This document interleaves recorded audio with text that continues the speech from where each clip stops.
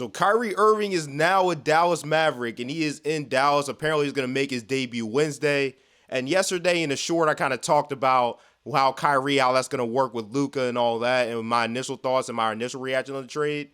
But I think there's a bigger story here. There were three teams that were, I don't want to say relying, but there were three teams that were going after Kyrie in hopes that it would fix a lot of the problems that they're having this year. And those teams are the Suns, Lakers, and Clippers. Kyrie might have been the last hope for these three teams that are declining, who aren't looking like the contenders that maybe they thought they would be heading into the season. So I kind of want to talk about what happened with those three teams and the trade offers they sent, and really what's next for them after Kyrie goes to the Mavericks. So starting with the Lakers, it's actually not really their fault. They put together the offer they needed to put to get Kyrie. The owner just didn't want to trade him there. Nets owner Joe Tsai had a presumed objective to trade Kyrie Irving somewhere other than the Lakers.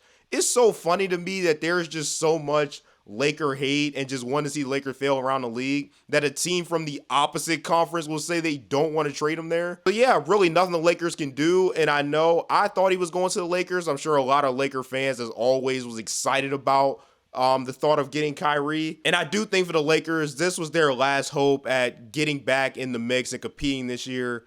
The Hachimura trade is nice, and the West is weaker than it's been in previous years, but I just don't believe that the Lakers, even presuming health for them, which isn't a guarantee, I just still don't think it's enough for them to maybe even make the playoffs and nevertheless competing for a championship. So I think this will be the end of the Lakers' chances at competing this year. So next I want to talk about with the Suns, but before I do, I want to play this quick clip from Chris Haynes talking about the teams, talking about both the Suns and the Lakers offers. Over the last few days, the best offers they came coming in. There were a handful of very serious teams, the Dallas Mavericks, the Lakers, the Phoenix Suns, and ultimately the Dallas Mavericks. And the reason why the Mavericks were chosen, because obviously picks were important.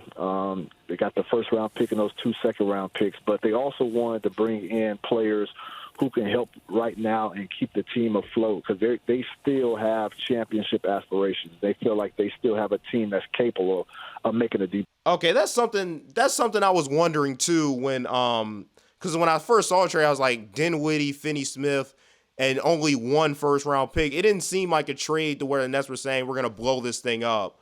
So it's interesting to see Chris Haynes say that there, because that's sort of what I was thinking when I first saw the trade.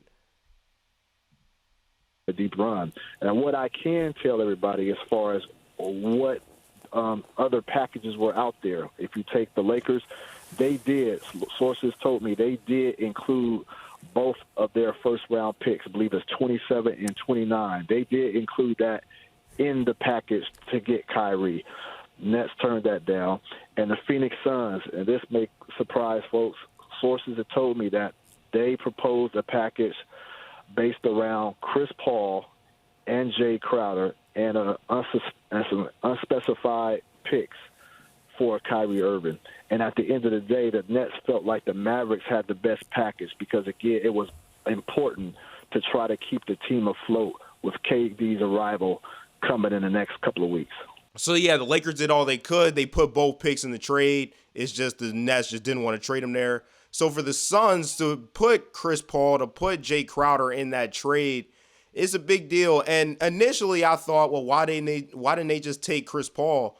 But at the end of the day, you have to look at it. Chris Paul's having probably the worst year of his career, and age is actually starting to catch up to him.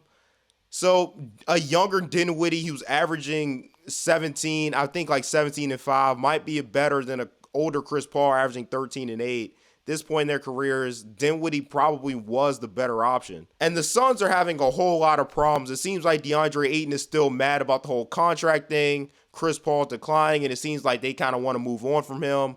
And they just haven't stayed healthy at all. Devin Booker's been in and out of the lineup. So the Suns are in trouble, and they really needed a change up, and they probably needed a trade like this.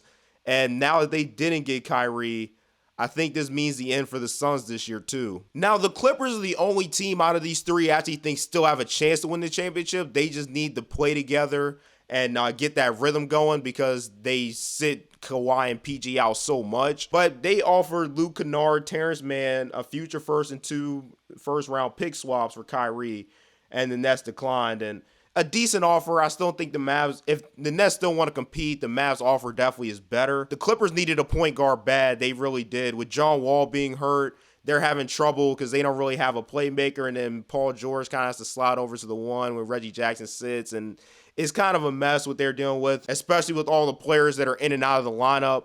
But I think the Clippers, they need to get healthy. They need to actually play together, and they still have a chance. But getting Kyrie would have been very big for them and probably would have put them back up with the top teams in the West. But I wouldn't rule the Clippers out next, though. I do think they'd have a chance. They just miss an opportunity. So, yeah, all three of these teams, Suns, Lakers, and Clippers, missed a big-time opportunity. I think it ends the season for the Suns and Lakers.